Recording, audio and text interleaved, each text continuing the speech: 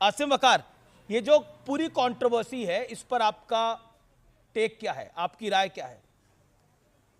सही हुआ है, गलत हुआ है?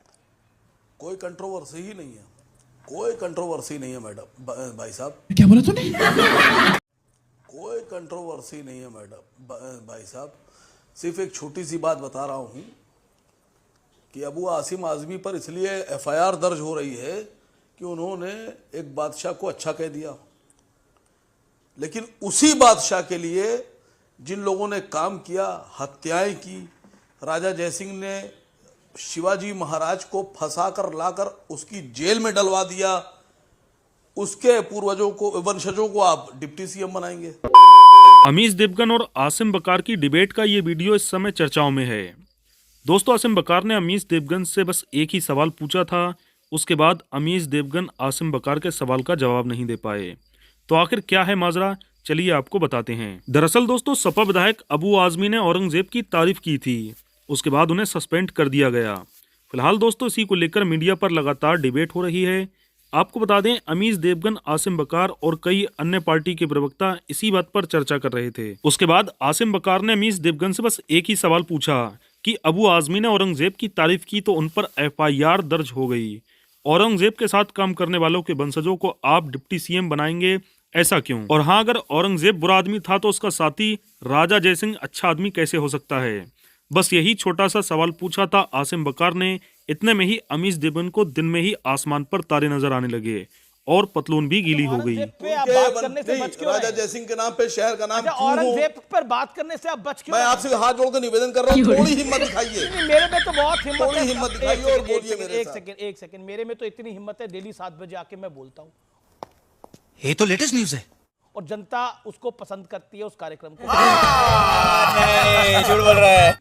अगर औरंगजेब पर बोलने से अबू आसिम आजमी पर मुकदमा हो सकता है और वो देश के नफरत के काबिल हो गए हैं, तो फिर राजा जयसिंह के वंशजों को आपका विचार क्या है? सर, आप राजा जयसिंह के पीछे क्यों छुप रहे हैं? आप अपना आपका विचार क्या है?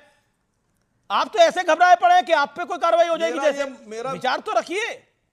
मेरा आपके नेता तो खुद औरंगजेब को हीरो मानते हैं।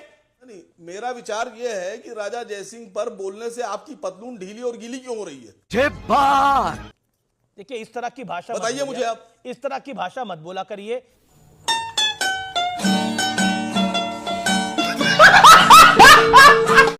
आपका आवाज किधर देखेले लगता है मेरे को। किसकी पतलून कहां गीली होती है मुझे बताने की आवश्यकता नहीं है, और किसकी पतलून कितनी ऊंची है और कितनी ढीली है ये भी बताने की आवश्यकता नहीं है। इस तरह की बेहुदी बातें मत करा करिए। गीली नहीं हो रही है तो जरा बोलिए राजा जयसिंह। इस तरह की बेहुदी बातें मत करा करिए। जयसिंह को बताइए, इस तरह की बेहुदेपन में मत आया करिए। बोलिए मेरे साथ। इस तरह के बेहुदेपन में मत आया करिए। सोच के देखिए किसके सामने बोल रहे हैं, किस कार्यक्रम में है। अंगेन घात्रम नयने वक्त्रम न्यायेन राज्यम लवणेन भोज्यम। फिलहाल दोस्तों, इस वीडियो के वायरल होने के बाद सोशल मीडिया यूजर्स अलग अलग प्रतिक्रिया देने लगे। पत्रकार अनिल यादव ने इस वीडियो को शेयर करते हुए कहा, गुल्लू का फिर से लौड़े में भोजियम हो गया। गुल्लू, आप औरंगजेब पर बोलने से बच क्यों रहे हैं? आसिम बकार, राजा जयसिंह के नाम लेने से तुम्हारी पतलून गीली क्यों हो रही है? गुल्लू, थोड़ी तो मर्यादा रखिए। एक और यूजर ने इस पर कहा, औरंगजेब बुरा था तो उसका साथी राजा जयसिंह अच्छा कैसे हो सकता है? बस यही छोटा सा सवाल पूछा था सैयद आसिम बकार ने। गुल्लू को दिन में ही आसमान पर तारे नजर आने लगे और पतलून भी गीली हो गई। वहीं एक और यूजर ने कहा, मुझे बिल्कुल अच्छा नहीं लगा, बकार साहब जब जाते हैं डिबेट में गुल्लू को पूरी तरह उल्लू बना देते हैं, बेचारा बिलबिलाने लगता है, थोड़ी तो मर्यादा रखो। गुल्लू के लिए जैसे बेचारा कोई घंटा हो और बजाते रहो। एक और यूजर ने इस पर कहा, इन चमचों से आप और उम्मीद भी क्या कर सकते हो? सरकार के लाडले हैं, पत्रकारिता के नाम पर कलंक है। खैर दोस्तों, आप बताइए, क्या औरंगजेब के साथ साथ औरंगजेब के साथियों पर बात नहीं होनी चाहिए?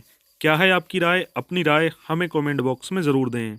हम मिलेंगे इसी तरह की वीडियो के साथ, तब तक के लिए जय हिंद, जय भारत।